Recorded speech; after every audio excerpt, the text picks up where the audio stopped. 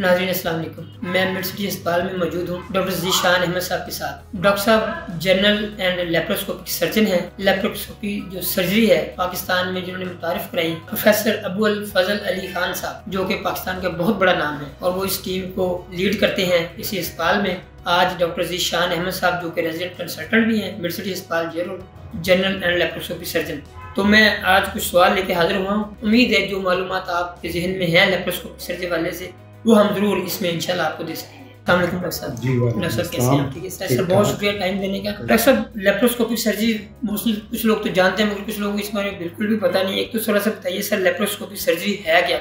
देखें, जो रवायती तरीका इलाज था सर्जरी का, उसमें एक पेट पे बड़ा कट लगा के अंदर से बीमारी को दूर किया जाता था। अब साइंसी तरक्की की बदौलत यही काम जो है ये छोटे छोटे सुराखों के ज़रिए उनमें कैमरा डाल के और पतले लंबे इंस्ट्रूमेंट्स के ज़रिए मुकम्मल कर लिया जाता है। इसको लेप्रोस्कोपिक सर्जरी कहते हैं और कई लोग इसको की होल सर्जरी भी कहते हैं। और जिन लोगों को लेप्रोस्कोपिक का वर्ड मुश्किल लगता है वो इसको गलत तौर पर लेज़र सर्जरी भी कहते हैं, लेकिन इसमें कोई लेज़र इस्तेमाल नहीं होती। बेसिकली ये कैमरा और लॉन्ग इंस्ट्रूमेंट्स होते हैं जो कि बीमारी को दूर करने के लिए, ख़त्म करने के लिए ऑपरेशन में इस्तेमाल होते हैं। पाकिस्तान में इनका सबसे ज़्यादा इस्तेमाल जो है वो पित्ते के ऑपरेशन, अपेंडिक्स, हर्निया के ऑपरेशन, जो सीनियर और एक्सपर्ट हैंड्स हैं उनमें ट्यूमर सर्जरीज इंटेस्टाइन की और मोटापे से रिलेटेड सर्जरीज, इन सब में लेप्रोस्कोपी इस्तेमाल हो रही है। सर जी, जो बैरिएट्रिक सर्जरी है जी, बैरिएट्रिक इसका थोड़ा सा क्योंकि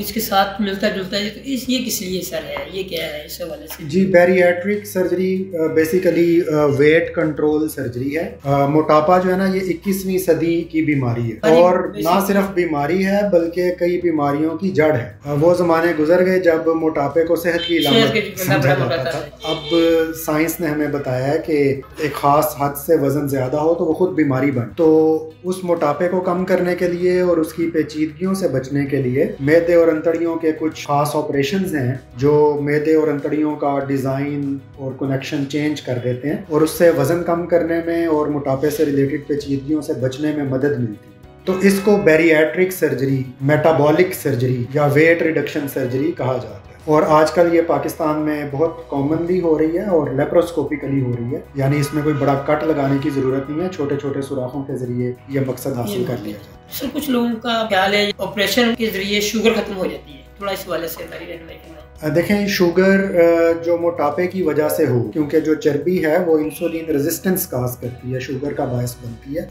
इसको टाइप 2 डायबिटीज़ भी कहते हैं। जब हम मोटापे को कंट्रोल करते हैं और मोटापे के दौरान जो इंसानी जिस्म में केमिकल्स पैदा हो रहे होते हैं जो इंसुलिन को असर नहीं करने दे रहे होते, तो बैरिएट्रिक सर्जरी के जरिए उन केमिकल्स को कंट्रोल किया जाता है और वजन को कंट्रोल किया जाता है। अक्सर फिर मोटे लोगों में टाइप 2 डायबिटीज़ ख़त्म हो जाती है।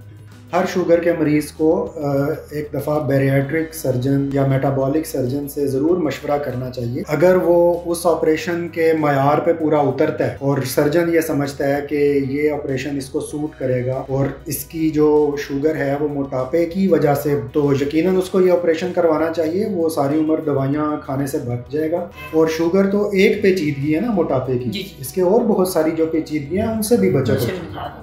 तो बेसिकली आप समझे कि सर खास मतलब शुगर का मरीज चेक करवा ले तो डॉक्टर डिसाइड तो वो डॉक्टर उनके जिस्म सर्जरी जी, ये जनरल सर्जरी की, ये जनरल सर्जरी की ही डोमेन में आती है। ये एक सुपर स्पेशलिटी जनरल सर्जरी में आगे एक सुपर स्पेशलिटी है। ये स्पेशली हर बंदा ही करवा सकता है या कुछ स्पेशल आप एडवाइस करते हैं जिनको? नहीं, ये तकरीबन हर शख्स जिसको भी ऑपरेशन की जरूरत है वो करवा सकता है। मकसद तो है जिस्म के अंदर से बीमार उज़्व को उसको निकालने के लिए जो एक पहले इतना लंबा कट लगाया जाता था, आधी से ज्यादा पेचीदगियां तो उस कट की होती थी। जख्म का इन्फेक्शन और फिर हर्निया बनना और फिर उसमें दर्द रहना और फिर एक जो जिस्मानी खदोखाल बुरे लगते हैं, कॉस्मेटिक डिसफिगरमेंट होती है, ये सब उस बड़े कट की वजह से होते हैं। तो वही काम अगर छोटे कट्स के जरिए किया जा सकता हो तो मेरे ख्याल में लंबा कट लगाने की कोई जरूरत नहीं है, छोटे कट्स के जरिए करना चाहिए। बहुत रेयर ऐसे ऑपरेशंस हैं जो सुन करके लेप्रोस्कोपिकली किए जा सकते हो। 95 से 99% जो ऑपरेशंस हैं वो मुकम्मल बेहोशी में होते हैं और मरीज को बेहोशी के डॉक्टर फिटनेस देख के फिर ही ये तजवीज़ करते हैं। एक पैरामीटर है जिस्म के वजन और कद के दरमियान तनासुब, जिसको BMI कहते हैं, बॉडी मैस इंडेक्स। अब जिनका बॉडी मैस इंडेक्स 25 से नीचे वो लोग स्मार्ट या नॉर्मल वेट के कहलाते हैं, उनके लिए ये सर्जरी नहीं है। लेकिन जिनका ये तनासुब जो है वजन और कद का, BMI जिसको कहते हैं, 25 से ज्यादा है, मोटापे से रिलेटेड पेचीदगियां पैदा हो रही हैं, वो यकीनन इसके कैंडिडेट। अब ये डिसीजन जो है ये सर्जन करेगा, मरीज को देख के, उसकी कुछ लेबोरेटरी टेस्ट करवा के और उसकी फिटनेस देख।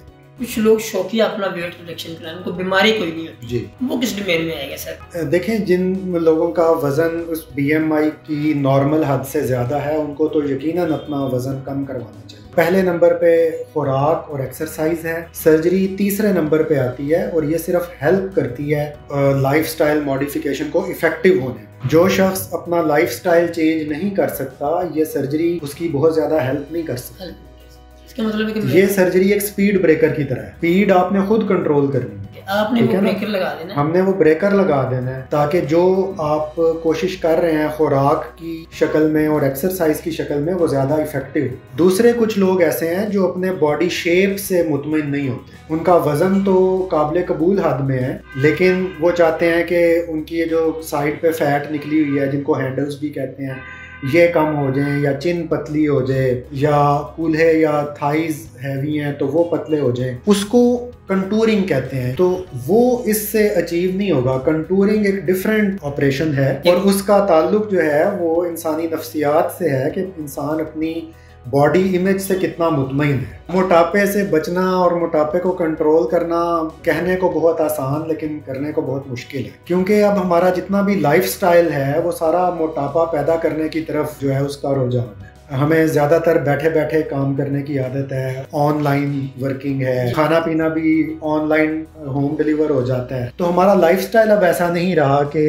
वो स्मार्ट रहने को प्रमोट करे, वो अब मोटापे को प्रमोट करे। तो हमें अपनी खुराक को कंट्रोल करना है। हम कहते हैं कि अपने सेंसिबल ईटिंग करनी है, फाका कशी नहीं करनी। आपने पेट किस चीज से भरना है और आपने जायका कैसे एंजॉय करना है। ठीक है, पिज्जा मुझे अच्छा लगता है, लेकिन इसका ये मतलब नहीं है कि मैं दिन में 2 दफा पिज्जा खाऊं या रोज बड़ा पिज्जा खाऊं। मतलब उसको मैनेज किया जाए, उसको मैनेज करना है सेंसिबल ईटिंग के साथ।